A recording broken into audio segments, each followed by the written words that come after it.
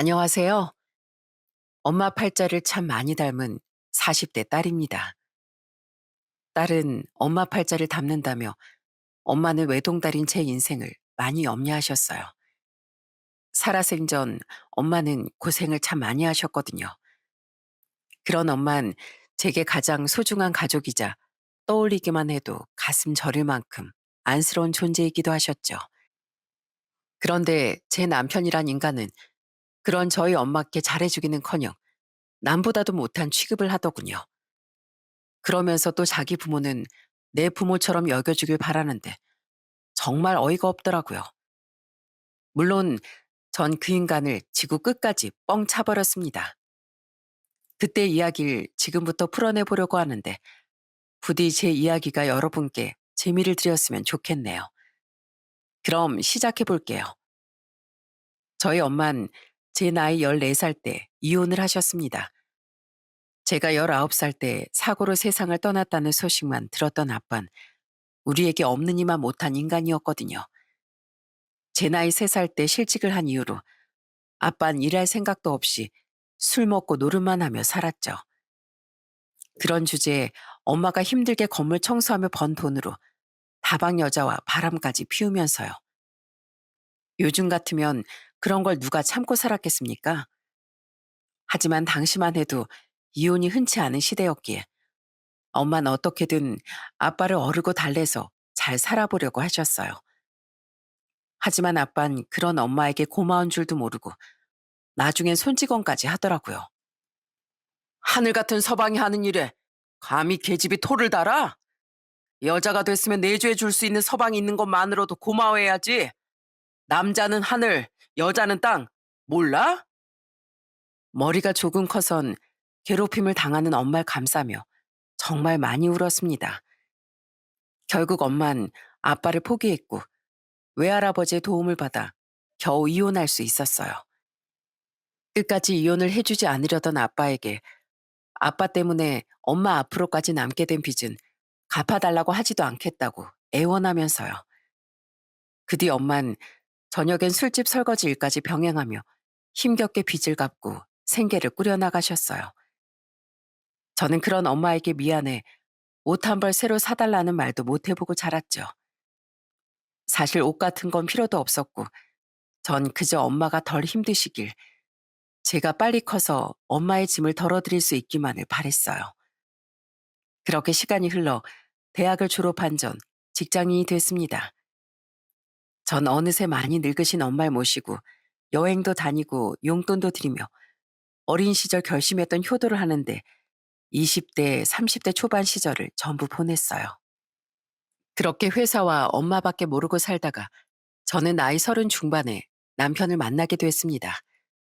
남편과는 우연한 만남을 통해 인연을 맺게 됐는데 특히 같은 이혼 가정에서 자랐다는 공통점 때문에 많이 가까워졌죠. 우린 참 비슷한 부모님을 가졌네. 내 아버지란 사람도 손찌검하고 도박만 안 했다 뿐이지 일도 안 하고 허구한 날 술만 마시다 바람도 피웠거든. 어머닌 그런 아버지를 못 견디고 결국 내가 고등학교 1학년 때 이혼하셨지. 엄마에 대한 안타까움과 아버지에 대한 원망을 남편 또한 저처럼 품고 살았던 거예요. 남편과 남편의 형인 시수 그리고 시모는 저희 아빠와 달리 아직 살아있던 시부를 여전히 원망하고 끔찍해했습니다. 때문에 시댁 식구들은 내심 혼주석에 앉고 싶어 하던 시부를 결혼식장에 부르지도 않더라고요. 시모는 씩씩대며 이렇게 말하기도 했죠. 젊었을 때야 남자가 떵떵거리지. 나이 들어선 여자가 왕이야. 그렇게 날 무시하고 나랑 애들이 힘들게 하더니 늙고 힘없어지니까 애비 대접을 받고 싶어 해. 어림도 없지. 그런 시댁 배경이 어찌됐든 저는 무사히 남편과 결혼을 했습니다. 이후 저는 연년생 두 아들을 낳았어요. 그때까지만 해도 남편과 저는 사이가 좋았죠. 그런데 아이들을 낳고 육아관이 충돌하면서부터 평화롭던 가정엔 균열이 가기 시작했어요. 승훈아, 정훈아, 이리 와. 공공장소에서 뛰는 거 아니라고 엄마가 그랬지? 소리도 지르면 안 돼. 애들이 걷고 말을 시작하며 저는 외출에 무척 조심스럽게 됐습니다. 애들이 뛰거나 소리를 지르다가 다른 사람들에게 피해를 줄까봐 말이죠. 그런데 남편은 애들은 다 소리 지르고 뛰어놀면서 크는 거라며 식당이든 공공장소에서든 전혀 애들을 제지하지 않더라고요. 애들이 그럴 수도 있지. 뭐라고 하는 사람들이 더 예민한 거야. 애들 낳기 전엔 다른 집 애가 조그만 칭얼거려도 인상 팍 찌푸리던 사람이 뭐라는 거야?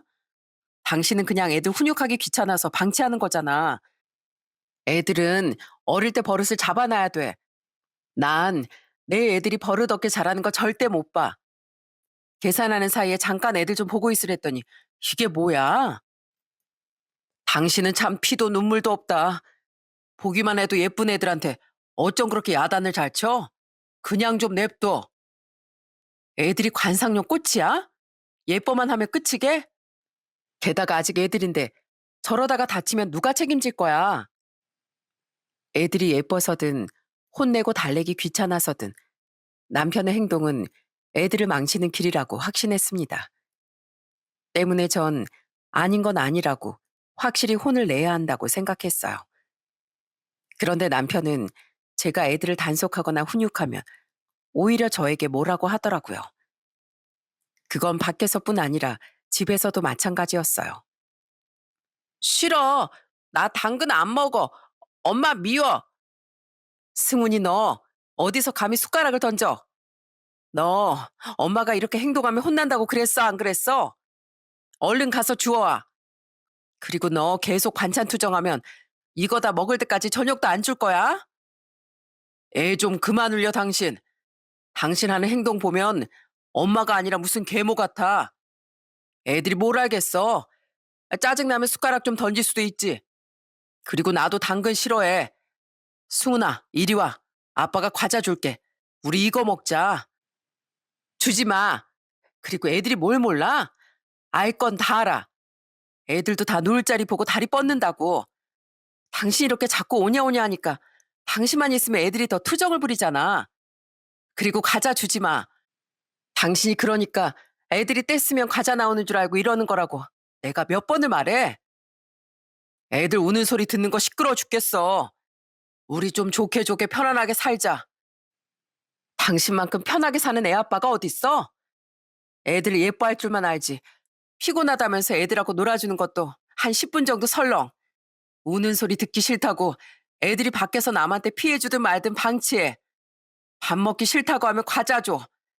그래도 뗐으면 은근슬쩍 화장실 간다면서 1시간도 넘게 안 나오잖아. 확 변기 다 부숴버릴라. 진정한 결혼 생활은 아이를 낳고부터가 시작이라더니 그 말이 정말이었더군요. 이 사람이 정말 제가 믿고 사랑해서 결혼한 사람인가 싶어 매일같이 골치가 아팠죠. 문제는 시모 또한 남편과 똑같은 태도로 나왔다는 겁니다. 결혼하지 않고 독신으로 살겠다고 선언한 시숙은 홀로 제주도로 떠나 자유로운 삶을 살던 사람이었어요. 가족에게 워낙 관심이 없던 사람이라 명절에도 시댁에 잘 오지 않았죠. 때문에 시모는 두 아들 중 남편을 더 예뻐했어요. 그런데 제가 그런 자신의 아들과 사사건건 부딪히는 모습을 보니 심사가 뒤틀린 모양이더군요. 예, 우리 아들이 애들 밥 안 먹으니까 그냥 과자로 배 채우게 두라고 소리치잖아. 그런데 왜 꾸역꾸역 과자를 다 치워버려? 애들 저렇게 안 먹이면 키 안 커. 배고프면 알아서 결국 밥 찾아 먹어요. 남편이 애들 투정 부리는 거 듣기 싫다고 자꾸 과자 줘버릇해서 애들이 버티는 거예요. 죄송하지만 저도 뜻이 있어서 그러는 거니까 그냥 지켜봐 주세요. 어머님도 남편 따라서 애들 오냐오냐만 하시니까 애들이 어머님네 오면 더 버티는 것 같아요. 너만 애들 부모니? 우리 아들도 뜻이 있으니까 그러는 거지. 너 웃긴다. 원래 애들은 투정도 부리고 이기적이기도 하면서 크는 거야. 그럼 어머님도 제 남편하고 아주버님이 밥상머리에서 밥그릇을 뒤엎든 숟가락을 던지든 말든 그냥 내버려 두셨어요? 맨날 과자만 먹이면서요?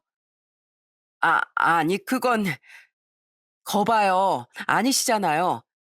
어머님도 제 남편 방식이 잘못됐다는 거 아시면서 왜 괜히 저한테만 뭐라고 하세요? 그래도 전 어머님 앞에서 남편이랑 언제 가는 모습 안 보이려고 최대한 참고 있었는데 어머님이 보시든 말든 저한테 뭐라고 하고 있는 것도 제 남편이잖아요. 제가 어른 말씀에 이렇게 말대꾸하고 싶지는 않지만 애들 양육 문제에 있어선 차마 못 물러나겠어요. 애들을 버릇없게 키울 순 없잖아요. 그러니까 어머님이 이해 좀 해주세요. 그럼 우리 아들이 애들을 버릇없게 키우고 있다 그거냐? 그래, 난 우리 애들 그렇게 안 키웠다만 요즘엔 좀 그렇게 키워도 돼. 요즘 무슨 아동 어쩌고 센터니 뭐니 많잖아. 나중에 문제 있으면 그런 데 보내면 되지. 애초에 문제가 없게끔 키우는 게 더 중요하죠. 시모는 제 남편보다 제가 옳다고는 절대 인정하기 싫었던 모양입니다. 말도 안 되는 억지까지 써가며 어디 여자가 남자 말에 일일이 대꾸하냐고까지 화를 냈거든요. 그렇게 여자가 어쩌고 하는 시부에게 질려 이혼까지 한 사람이 참 아이러니하지 않습니까? 당신은 꼭 어머니를 그렇게 이겨 먹어야겠어? 며느리가 돼서 좀 내내하면 안 돼? 우리 어머니 불쌍한 분이야. 혼자 그런 남편하고 이혼하고 아들 둘을 키우셨잖아. 그럼 며느리가 돼서 맞춰드릴 수도 있지. 당신 진짜 이기적이다. 대체 우리 둘이서 낳은 애를 키우는데 우리 엄마 불쌍한 분이라는 얘기가 왜 나와? 왜 우리 애들 훈육 문제 당신 어머니 남자고 여자고 하는 말을 하시냐고. 내가 평소에 어머님한테 못해드린 적 있어? 나도 우리 엄마처럼 힘들게 사신 어머님 안쓰러워서 정말 잘해드린 거 당신도 알잖아. 이거랑 애들 문제는 완전히 별개지. 게다가 시댁에 다녀온 뒤면 남편은 꼭 제게 불쌍한 어머니라는 말을 운운하며 저를 탓하더라고요. 그리고 그 뒤로도 같은 일이 여러 번 반복되자 저와 남편의 사이도 사이지만 시모와 제 사이의 골도 날이 갈수록 깊어졌죠. 그리고 결국 육아관 문제는 남편과 친정엄마 사이의 불화로까지 이어졌어요. 승훈이, 정훈이, 이리 와봐. 외할머니가 이렇게 좁고 사람들 많은 곳에선 꾹 참았다가 나중에 놀이터에서 뛰어놀아야 한다고 말했어, 안 했어? 그리고 너희들이 먼저 가서 부딪혔으면서 왜 그 아줌마께 사과 먼저 안 드렸어? 이리 와. 와서 죄송합니다 하고 사과드려. 엄마와 외식을 했던 어느 날 엄마 화장실에서 다녀온 새 남편은 또 애들을 방치했던 모양입니다. 그런데 하필 서빙을 하던 종업원 아주머니와 부딪혀 큰 사고가 날 뻔했어요.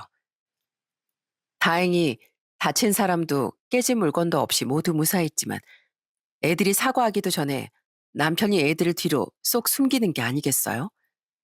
아직 어렸던 애들은 자신들이 잘못한 일이 아닌 줄 알고 의기양양해했죠. 다른 거 몰라도 버릇 없는 것만은 절대 참지 못하셨던 엄만 저보다 먼저 달려가 아이들을 야단치셨어요. 장모님, 왜 사람들 많은 데서 애들을 무안 주세요? 그리고 거기서 사과시키면 어떡해요? 그 사람들이 행여 피해 보상이라도 하라고 할까봐 제가 먼저 큰 소리 치려고 한 건데. 세상에, 나서봐. 그게 무슨 큰일 날 소린가? 잘못을 했으면 당연히 사과라고 보상할 일이 있으면 보상도 해줘야지. 애들에게도 그런 당연함을 가르쳐야지. 회피하고 덤탱이 씌우는 일을 가르치려고 들면 어떡해? 내 그동안은 자네가 애들을 버릇없게 키우는 것 같아도 양육은 부모의 역할이니까 아무 말 안 했네. 자네랑 우리 딸이 어련히 잘 상의해서 키우겠거니 싶어서. 그래도 아닌 건 아니라고 오늘은 꼭 말해야 할 것 같네. 애들 그렇게 키우면 안 돼. 또 자네도 밖에 가서 그렇게 행동하면 안 되고. 뻔뻔한 남편의 말에 저뿐 아니라 엄마도 기겁을 하며 남편을 나무라셨습니다. 그러자 남편은 아무 말도 못하고 입만 삐죽거리더라고요. 그리고 그날 예정대로 우린 엄마의 집에서 하룻밤을 잤는데 술에 취한 남편이 엄마에게 술주정을 부리는 거예요.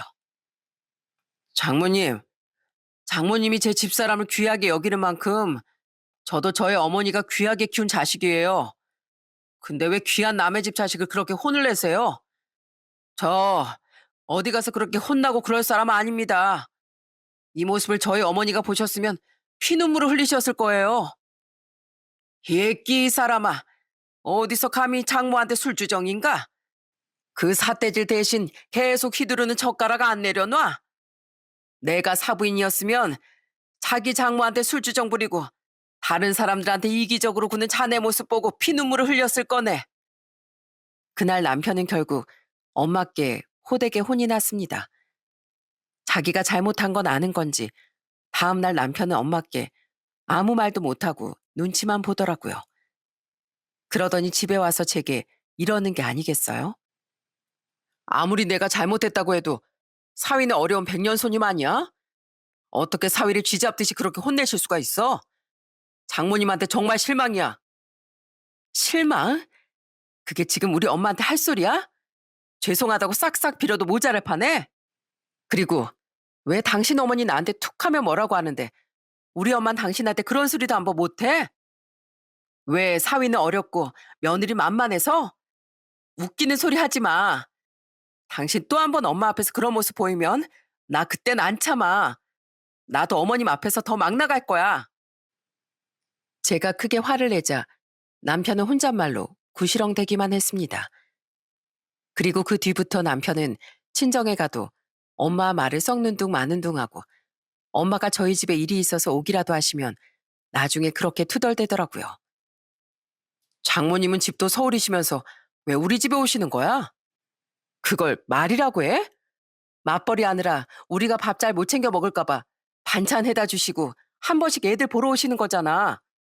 그렇다고 우리 엄마가 어머님처럼 한 번 오면 며칠 밤을 주무시고 가셔? 내가 당신 어머니한테 왜 자꾸 오시냐고 구시렁댔으면 좋겠니? 그만 좀 해, 제발. 남편의 투덜거림은 언제나 제가 나도 똑같이 했으면 좋겠냐는 말을 하고서야 잦아들었습니다. 이렇게 가족들 사이가 점점 벌어지는 와중에 그나마 다행인 건 애들만은 버릇이 잡혀 착하게 커졌다는 거예요. 당신 그렇게 컴퓨터만 보고 있지 말고 애들한테 책이라도 좀 읽어줘. 왜 이렇게 애들한테 관심이 없어? 애들이 어릴 적부터 애들 훈육과 교육엔 관심이 없었던 남편은 애들이 커갈수록 더욱 무관심해지더군요. 몸으로 놀아줘야 할 일도 가르쳐줘야 할 것도 많아지니 귀찮아진 남편은 아예 애들을 피해버린 거죠. 그리고 남편은 소액으로 시작한 주식에 완전히 맛이 들려버렸어요. 그래도 그땐 자신의 용돈으로 하는 거니 별 신경을 쓰지 않았는데 어느 날 그 인간이 사고를 쳐버렸더라고요. 뭐? 회사를 그만둬? 나랑 상의도 없이? 어, 나 본격적으로 전업 주식할 거야. 나 아는 형도 회사 그만두고 주식만 하는데 완전 떵떵거리면서 살더라고. 제정신이야? 세상에 주식으로 성공한 사람보다 망한 사람이 훨씬 수두룩한데 무슨 깡으로 월급 따박따박 나오던 회사까지 때려치워. 어림없는 소리 하지 마. 남편은 본격적으로 주식을 하겠다며 회사까지 때려치운 겁니다. 주식으로 주저앉았다는 집 얘길 제가 한두 번 들어봤겠나요? 저는 집이 망하는 건 막아야겠다 싶어 우선 경제권을 전부 빼앗았어요. 가난하게 커봤으니 절대 애들에게만은 가난이 뭔지 알게 하고 싶지 않았거든요. 그랬더니 이 인간이 멋대로 퇴직금에 대출까지 받아서 기어코 주식에 투자를 하더라고요. 그 결과가 어떻게 됐을 것 같나요? 대출까지 받았었다고? 나도 모르게? 그것도 3천만 원? 이 인간아, 돌았어? 그렇게 무책임한 당신 아버지처럼 살기 싫다더니 당신이 지금 한 짓이 당신 아버지랑 다를 게 뭐야? 내가 못 살아 정말. 제게 갚을 능력은 있었다지만 3천만 원이 네 집 개 이름입니까? 남편은 퇴직금과 대출금까지 결국 전부 날렸더라고요. 그리곤 잘못했다며 납작 엎드려 있더니 바로 얼마 뒤의 명절날 저희 엄마께 돈까지 빌리려다 제게 현장을 딱 걸린 겁니다. 일부러 엄마가 걱정하실까봐 말을 안 했었는데 그 왼수가 자기 입으로 술술 털어놓은 거죠. 그리고 그때 엄만 제가 뒤집어 엎기 전에 저보다 먼저 남편을 호되게 혼내셨어요. 내가 자네 결혼할 때 뭐라고 했었나? 우리 딸이 무책임하고 무능력한 자기 아빠 때문에 상처가 많으니 부디 고생만 시키지 말아달라고 부탁했었지? 근데 무턱대고 회사를 그만둔 것도 모자라 내 딸 몰래 대출까지 받아서 그걸 다 날려? 내가 자네가 멋대로 회사 그만둔 거 몰랐을 것 같나? 우리 딸 성격에 절대 안정적인 회사를 그만두고 주식에만 올인하라고 했을 리가 없을 텐데 자네랑 혜은이가 말은 안 했어도 다 짐작하고 있었지. 하지만 장모님, 저도 열심히 살아보려다 이렇게 된 건데 너무 뭐라고 하시는 거 아니에요? 시끄럽네. 그래, 한 번은 실수할 수 있다고 쳐. 근데 지금도 자넨 정신도 못 차리고 또 주식하려고 나한테 돈을 빌리려는 거 아닌가? 혜은이한테 그 빚을 갚을 능력이 없는 것도 아닌데 나한테 몰래 돈을 빌리려는 걸 보면 딱 알지. 거봐, 대답 못하지? 제발 정신 좀 차리게. 자넨 어린애가 아니고 철왕의 애가 둘이나 있는 가장이야. 가장이 책임감을 버리면 그 가정은 위태로워지기 마련이야. 제발 우리 딸 눈에서 눈물 좀 나게 하지 말게. 그런 엄마 앞에서 어찌나 부끄럽던지요. 남편 또한 할 말이 없었는지 아무 말도 못하고 고개만 떨궜죠. 그리고 그날 집에 돌아와 크게 화를 내던 제게 남편은 싹싹 빌며 두 번 다신 주식에 손을 대지 않겠다고 약속하더라고요. 어떻게 그 와중에 또 주식을 해보겠다고 엄마한테까지 돈을 빌리려고 들어. 그렇게 돈이 필요하면 당신 엄마한테나 먼저 빌리지 그랬어. 우리 어머닌 지금 이불 가게가 거의 망해가서 돈 없으신 거 잘 알잖아. 우리 어머니한텐 살고 계신 집 한 채가 전부야. 됐고, 당신은 구제불능이야. 빚이 얼마골 떠나서 난 당신처럼 대책 없고 무능력한 사람 절대 믿고 못 살아. 주식은 도박이랑 똑같아서 손이라도 자르지 않는 한 못 끊는다고 그랬어. 못 산다? 여보, 내가 잘못했어. 사람은 다 깨지고 다치면서 인생을 배우는 거라잖아. 그리고 당신도 알지? 나도 당신만큼이나 무능력한 아버지를 뒀었잖아. 나라고 그렇게 되고 싶었겠어? 나 애들 생각해서라도 주식 딱 끊고 이제부턴 성실하게 살게. 제발 한 번만 믿어줘. 남편은 그 뒤 일주일 동안 제게 싹싹 빌었습니다. 자기 아버지에 대한 상처와 애들까지 들먹이는 남편의 말에 저는 처음이자 마지막으로 눈을 감아주기로 했어요. 저만 생각하면야 봐주고 자식을 떠나 이혼해 버렸겠지만 저를 걱정하던 엄마와 아직 어린 두 아들이 마음에 걸렸거든요. 대신 또 한 번 주식에 손을 대면 이혼하겠다는 각서를 받아뒀죠. 이후 주식을 그만둔 남편은 사무직이 취직이 잘 되지 않아 물류센터 일을 시작했습니다. 아휴, 허리야. 아휴, 진짜 난 몸 쓰는 일은 안 맞아. 당신은 좋겠다. 편하게 앉아서 일해서. 그 안정적인 직장을 자기 발로 때려치우고 나온 게 누군데 남편은 자꾸 제가 편하게 일한다는 식으로 은근슬쩍 불평불만을 하더군요. 입을 확 깨매버리고 싶었지만 물류센터 일이 얼마나 고되고 힘든지 주위에서 들었었기에 저는 입을 꾹 닫고 파스를 붙여줬습니다. 그래도 그렇게나마 제가 대신 갚아준 빚을 메꾸고 성실하게 살려는 의지를 보였으니까요. 그런데 남편은 시모 앞에서까지 또 저딴 말을 들먹이더라고요. 예, 너 우리 민균이 밥은 잘 해먹이고 있는 거지? 행여나 저렇게 고생하는 애한테 집안일이나 애들 보는 일 시키지 말거라. 넌 저렇게 성실하게 사는 남편 둔 걸 감사히 여길 줄 알아야 돼. 난 우리 민균이 같은 남편이 있었으면 매일 고맙다고 절이라도 했을 거다. 절이라면 저한테 해야죠. 멋대로 일도 그만두고 주식으로 퇴직금 대출금 다 날린 걸 용서해준 대인배가 저 아닌가요? 그리고 이 사람 원래부터 집안이라고 육아엔 별로 참여 안 했었어요. 남편이 곱게 보이지 않았는데 저에게 미안해하긴커녕 저런 말이나 하는 시모가 곱게 보였겠습니까? 그래도 저희 엄마와 비슷한 인생을 살아오신 분이니 연민을 가지고 며느리 도리는 하며 살고 있었는데 도리고 뭐고 다 때려치우고 싶더라고요. 그런 마음을 꾹꾹 누르며 저는 전과 달리 할 말은 다 해버리는 독한 며느리가 되어갔죠. 하지만 아무리 생각해도 내가 결혼을 잘못해도 너무 잘못했다 싶은 마음이 들더군요. 어차피 애들에게 관심도 없는 남편인데 그냥 여기서 이혼하고 애들과 셋이서만 살아도 괜찮을 것 같다는 생각에 점차 확신이 들었습니다. 그런데 바로 그쯤 저희 엄마에게 불행이 찾아왔어요. 그동안 쌓여온 모진 세월이 결국 엄마에게 무서운 병을 안겨다 준 거예요. 엄마는 곧장 병원에 입원해 투병을 시작하셨지만 점점 생명의 빛을 잃어가셨습니다. 갈 때가 되면 사람은 느낌이 온다더니 나도 알겠구나. 아마 난 얼마 살지 못할 거다. 엄마, 열심히 잘 치료받으면 분명 좋아질 거야. 나 속상하게 왜 그런 말을 자꾸 해. 너야말로 억지만 그만 줘도 된다. 나도 의사 선생님 말씀 다 듣고 있어. 이제 나을 거란 희망보단 마지막을 잘 준비하는 게 낫다는 것쯤은 나도 안다. 참 고되게 살았는데 마지막에 이렇게 푹 쉴 수 있어서 참 좋구나. 조용히 인생을 되돌아볼 여유도 있고 말이야. 결국 엄만 시한부 선고를 받고 말았어요.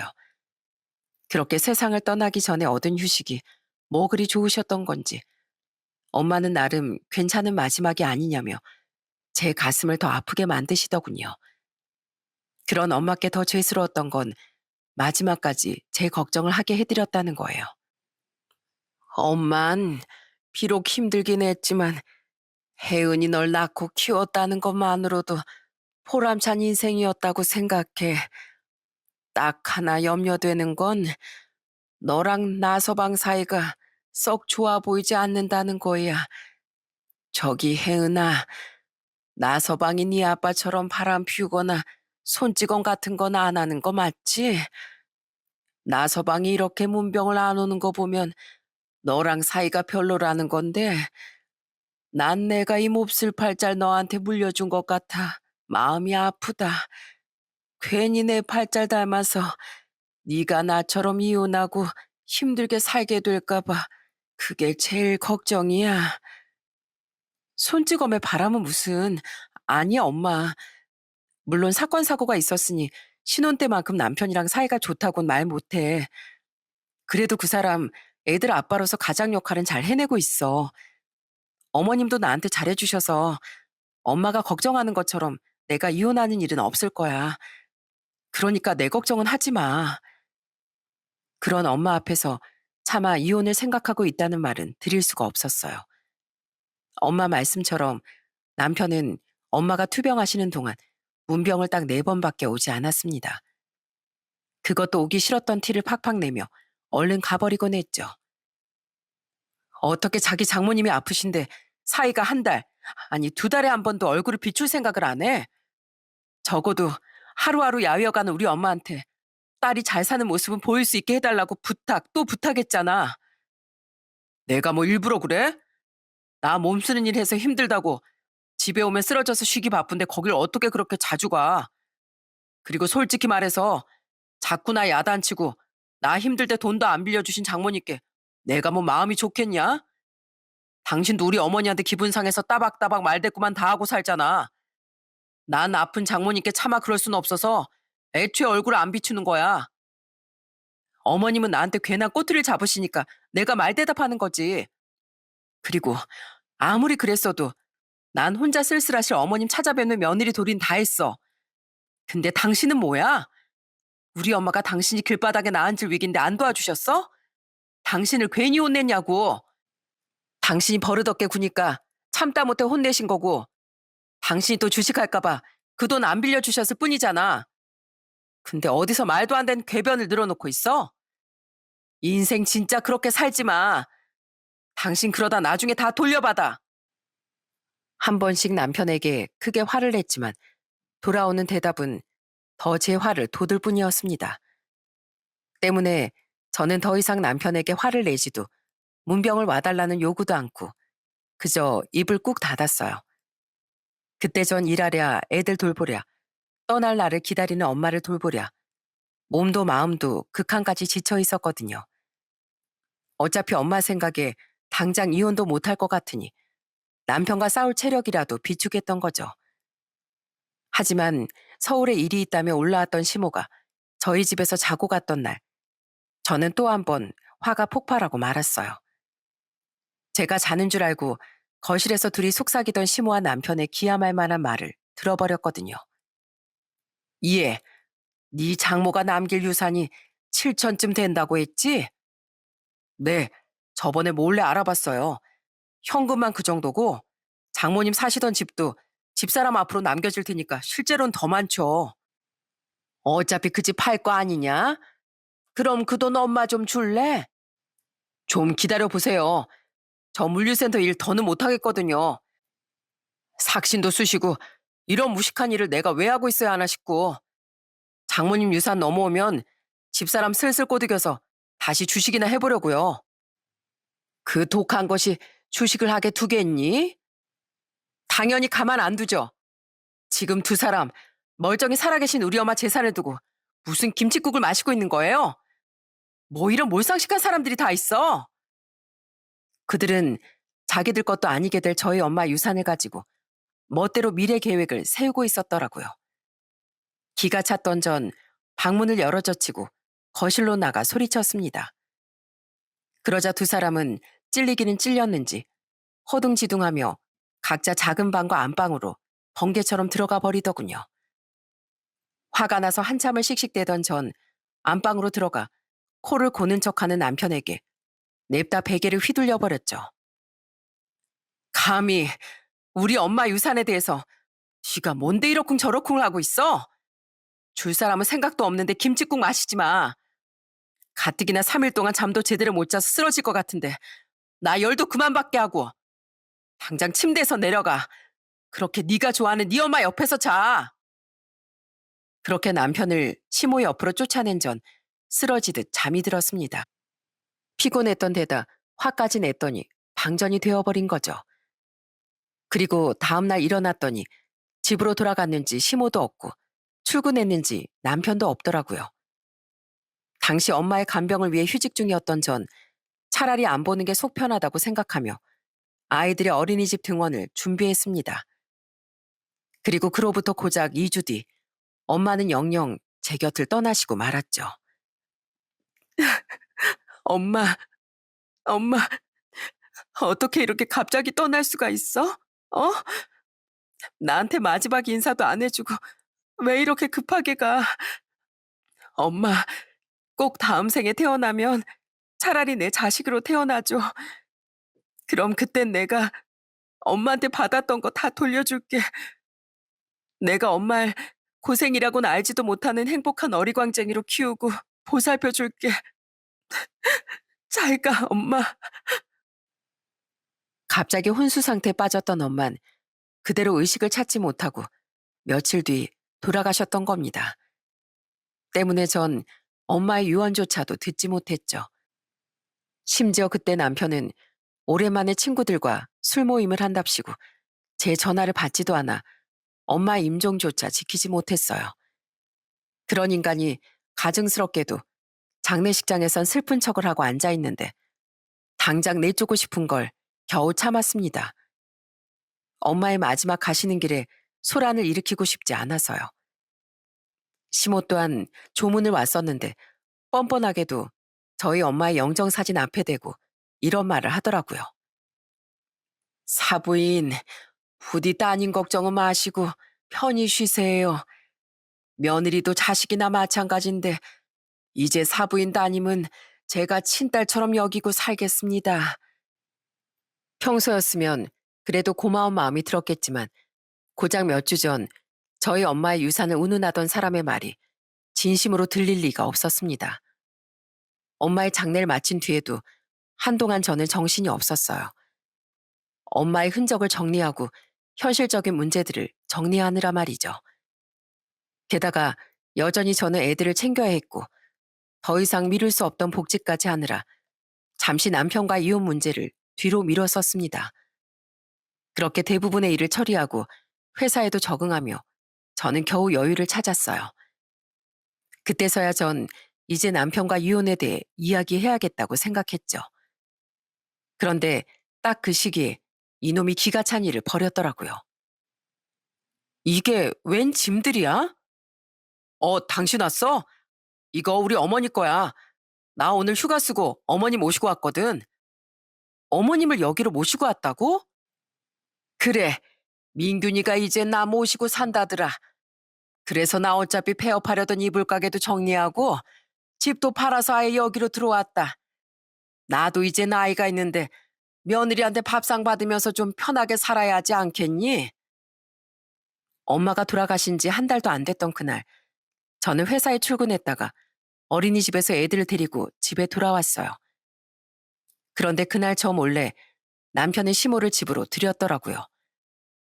제가 정신없이 엄마의 흔적을 정리하는 사이 그들은 저도 모르게 시모의 집도 가게도 팔고 합가를 계획했던 거예요.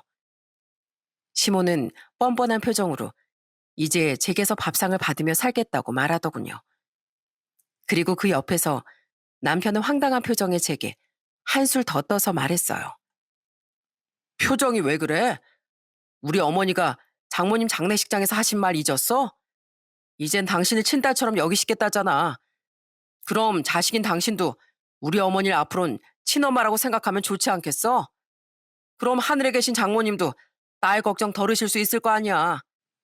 시어머니도 부모니까 그냥 당신 엄마한테 효도 못한 거 우리 어머니한테 한다고 생각해. 장모님 돌아가시는 거 보니까 나도 더 늦기 전에 어머니께 효도해야겠다는 생각이 들더라고. 그래서 어머니 모셔온 거야. 효도? 그러는 넌 우리 엄마를 똑같이 부모라고 생각해서 문병을 고작 4번 왔니? 그래서 우리 엄마 임종도 안 지키고 술을 처먹고 있었어? 이해. 너 어째 날이 갈수록 내 아들한테 말하는 말본새가 건방져진다. 이제 너한테 남은 가족은 우리뿐이야. 우리가 네 전부라고. 그럼 앞으로 우리한테 잘해야지. 아내로서 남편 내줘도 성실히 하고 시모인 나도 잘 모시고. 그리고 저기 네 엄마 유산이 있지? 저번엔 우리가 당황해서 아무 말 못했었는데 생각해보니까 아무리 사부인 유산이라고 해도 네 돈은 우리 아들이랑 같이 관리하는 공동재산인 거 아니겠니? 너인 부부잖아. 그러니까 그거 우리 아들한테도 좀 나눠줘라. 심상치 않아지는 분위기에 전 아이들부터 방으로 들여보냈습니다. 그리고 말 같지도 않은 말을 하던 시모에게 비웃음을 흘리며 말했죠. 공동재산 같은 소리 하네. 내가 왜 저 인간이랑 부부예요? 마침 잘 됐네요. 저도 저번엔 너무 피곤하고 저희 엄마 때문에 저 인간하고 갈라서기도 어려워서 말을 못했었거든요. 안 그래도 언제 말 하나 했는데 오늘 말하면 되겠네요. 야, 남인균, 너 어따 대고 지금 침을 흘리니? 난 너랑 이혼할 거야. 근데 무슨 부부 공동재산 타령이라니, 네 엄만. 뭐, 이혼? 갑자기 그게 무슨 소리야? 갑자기라니. 그럼 내가 정신 나갔다고 우리 엄마 병문안도 안 오는 인간하고 평생을 같이 살 줄 알았니? 엄마가 속상해 하실까봐 잠깐 참은 거지. 근데 내가 아무 말 안 하니까 무슨 호구인 줄 알았나 봐. 그리고 너 어차피 저번에 나랑 각서 썼던 거 기억하지? 주식에 또 손대면 당장 이혼이라는 거. 너 저번에 우리 엄마 유산으로 주식할 생각하다가 나한테 딱 걸렸던 거잖아. 그것만으로도 이혼 사유 충분하지. 말도 안 돼. 난 아직 생각만 했지 주식에 손도 안 댔어. 근데 무슨 각서 타령이야? 다시 그걸 할 생각을 하고 있었다는 것 자체가 이미 각서 내용을 어긴 거지. 넌 미수라는 말도 모르냐? 미수도 엄연한 범죄야. 그거랑 똑같은 거지. 그리고 그거 아니어도 네가 나한테 이혼당할 사유는 A4 용지 한 장을 가득 채우고도 남아. 그러니까 넌 네 엄마 모시고 평생 효도하면서 잘 살아. 그렇게 애틋해하는 두 모자끼리. 예, 예. 아이 우리 아들이 할 줄 아는 게 뭐가 있다고 혼자 나를 모시고 살아. 넌 애가 참 별나다. 결혼했으면 여자가 참고 살 줄도 알고 시애미 공경도 좀 하고 사는 거지. 무슨 이런 일로 이혼이야? 제가 이혼 선언을 하니 두 모자는 당황을 하더군요. 이것들이 제가 좀 참아줬더니 저를 완전 물로한 거죠. 게다가 저희 엄마까지 돌아가셨으니 저를 마음대로 휘두를 수 있다고 생각한 모양이었어요. 저는 그 경우 없는 두 모자에게 정신이 번쩍 들도록 일침을 가했습니다. 어머님, 아니 아줌마. 아줌마도 아줌마 남편한테 그렇게 시달리고 살았으면서 며느리한테도 여자가 어쩌고 저쩌고 하고 싶어요? 그렇게 꼴불견으로 행동했던 아줌마 남편 최유가 어땠어요? 가족한테 다 버림받고 자식 결혼식에 참석도 못했죠? 아줌마 아들이 이제 그 꼴이 된 거예요. 아줌마랑 환상의 합작을 만든 결과가 그거라고요. 아시겠어요? 당신 지금 우리 어머니한테 그게 무슨 말버릇이야? 이제 이혼할 건데 그럼 내가 어머님이라고 불러야 하니? 당신도 참 웃기다. 총각 시절엔 자기 어머니 모시고 살 생각은 눈꼽만큼도 안 했으면서 이제 와서 모시고 효도하고 살고 싶다고? 그렇게 생색은 당신이 다 내고 밥해 바치랴 집안일 하랴 고생은 내가 다 하게 하면서 웃기고 있네. 그래, 당신이 바라는 효도 앞으로 마음껏 해. 나랑 우리 애들은 빠져줄 테니까. 나 붙잡지 마. 나 엄마 잃은 지 얼마 안 된 사람이야. 눈에 뵈는 게 없다고. 애들 아빠든 어른이든 간에 확 다 엎어버리는 수가 있어. 저는 그 뻔뻔한 모자를 내버려 두고 애들을 데리고 곧장 친정엄마의 집으로 와버렸습니다.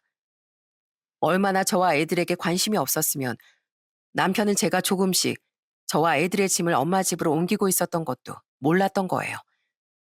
한 번에 짐을 옮기려면 번거로우니 저는 정신없는 와중에도 이미 그렇게 이혼 준비를 하고 있었거든요. 남편과 이혼하면 엄마가 남겨주신 집에서 살 요량으로요. 그랬으니 그때도 몸만 훌쩍 나올 수 있었던 겁니다. 엄마, 놀랐지? 근데 내 걱정은 하지 마. 물론 이혼 안 하고 잘 사는 모습 보여주는 게 가장 좋았겠지만 엄마도 알잖아. 세상엔 없는 이만 못한 남편, 아빠도 있다는 걸 말이야. 난 비록 이렇게 이혼하겠지만 그래도 엄마가 걱정 안 하게끔 씩씩하게 잘 살아 보일게. 애들한테도 그늘이 남지 않게끔 셋이서 세상 사람들 모두 보란 듯이 행복해질게. 약속해. 저는 방에 모셔둔 엄마의 사진을 보며 죄송한 마음에 괜히 주절거렸습니다. 그리고 엄마께 드린 말처럼 정말 보란 듯이 아이들과 행복하게 살겠다고 다짐했죠. 당신 여기 있지? 당신이 갈 데가 어디 있겠어? 왜 나랑 어머니 전화 안 받아? 당장 문 열어. 열라고. 이혼할 땐 하더라도 돈 문제는 확실히 정리해야 할 거 아니야. 장모님 유산 그거 나랑 나눠야지. 어쨌든 아직은 우리 부부니까 나한테도 권리가 있는 거잖아. 제가 전화를 받지 않자 며칠 뒤 남편이 집으로까지 찾아왔더군요. 이미 한 번쯤은 예상한 일이라 저는 현관문을 활짝 열었어요. 대신 남편을 집에 들이진 않고 한 손에 무선 미니 청소기를 든 채로요. 그리고 남편 눈앞에 청소기를 들이대며 말해줬어요. 이 무식한 인간아. 우리 엄마 유산은 특유 재산이라 재산 분할 대상 아니거든? 따지려거든 제대로 좀 알아보던가. 그리고 앞으로 또 여기 찾아오면 이 청소기를 네 머리털 다 뽑아버릴 거야. 너 같은 폐기물은 이런 청소기로 청소해주는 게 딱이니까. 앞으로 할 말 있으면 변호사 통해서 얘기해. 알았어? 가. 청소기 주둥이든 경찰이든 눈앞에서 맞닥뜨리기 전에.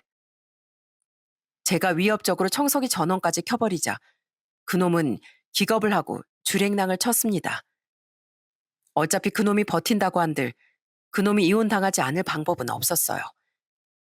법정 싸움까지 가도 결과는 같았을 테니까요.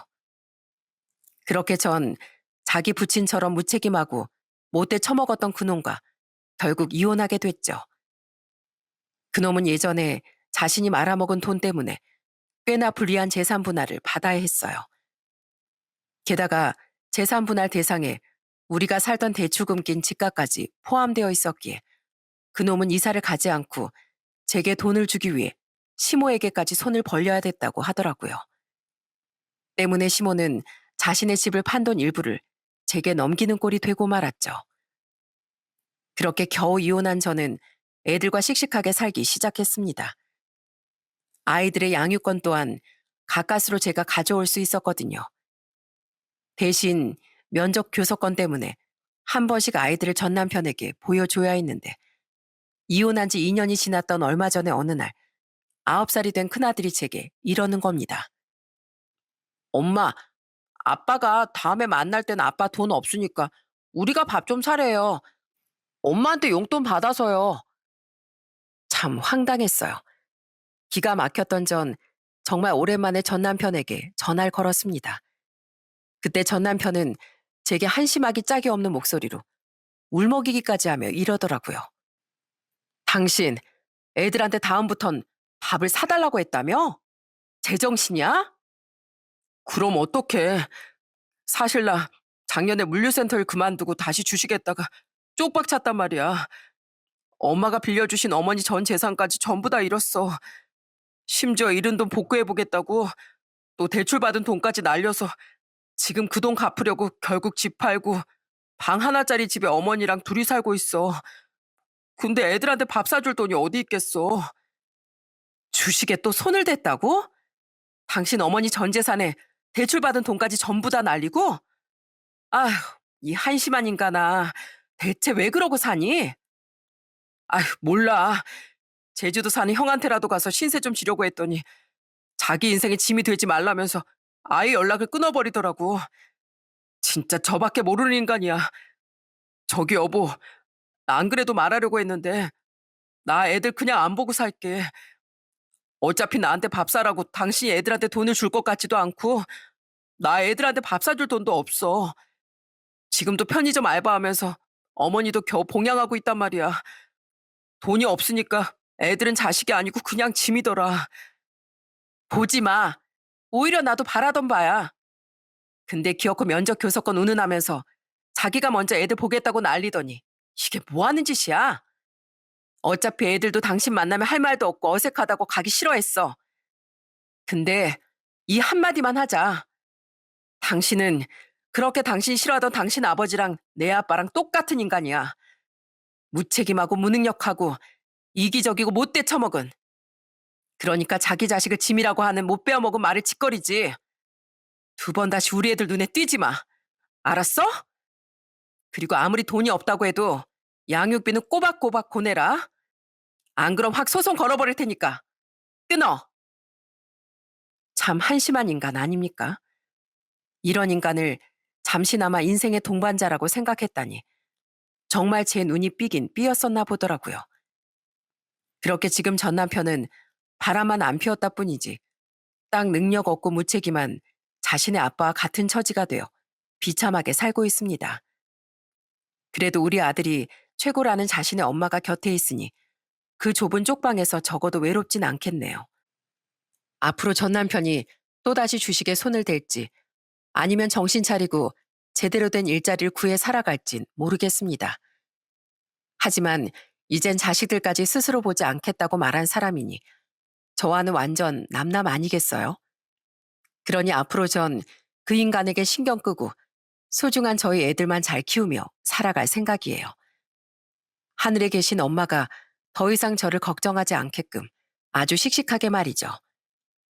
또한 우리 아이들의 가슴에 부모의 이혼이 불행이 아닌 엄마의 당찬 선택으로 기억되게끔 멋진 모습을 보여주며 살기 위해 최선을 다할 거예요. 안타깝게도 세상엔 예나 지금이나 여자의 희생을 당연시하게 여기는 사람들이 간혹 있더군요. 제 아버지란 사람과 전 시부, 전 남편과 심지어 같은 여자인 전 시모까지 여자가 결혼만 하면 무슨 자신들보다 아랫사람인 양 우습게 아는 사람들 말입니다. 그런 사람들에게 이 자리 빌려 한마디 하고 싶네요. 어차피 나이 들면 사람은 똑같이 약해지기 마련이니 나중에 후회하지 말고 지금 여자들에게 잘하라고요. 젊어서 마누라로 가시하면 늙어선 밥도 못 얻어 먹는다는 말이 괜히 있는 게 아니니까요. 아니면 일찌감치 우습게 여기던 여자들에게 찬밥 취급을 받고 쫓겨나거나요. 물론 남자들이 여자들에게 잘하는 만큼 여자 또한 남자들에게 똑같이 존중하고 잘해야 가정의 평화가 이루어지는 건 당연하다고 생각합니다. 기왕 결혼을 했으면 모두가 그렇게 서로를 아끼고 사랑하며 끝까지 가정을 지켜내 나갔으면 좋겠네요. 마지막으로 만약 그렇지 못하다면 저처럼 뒤늦게라도 결단을 내리는 것이 나 자신과 자녀들을 위한 길이라는 말도 덧붙이며 저는 이만 사연을 마쳐보겠습니다. 끝까지 함께 해주셔서 감사드립니다.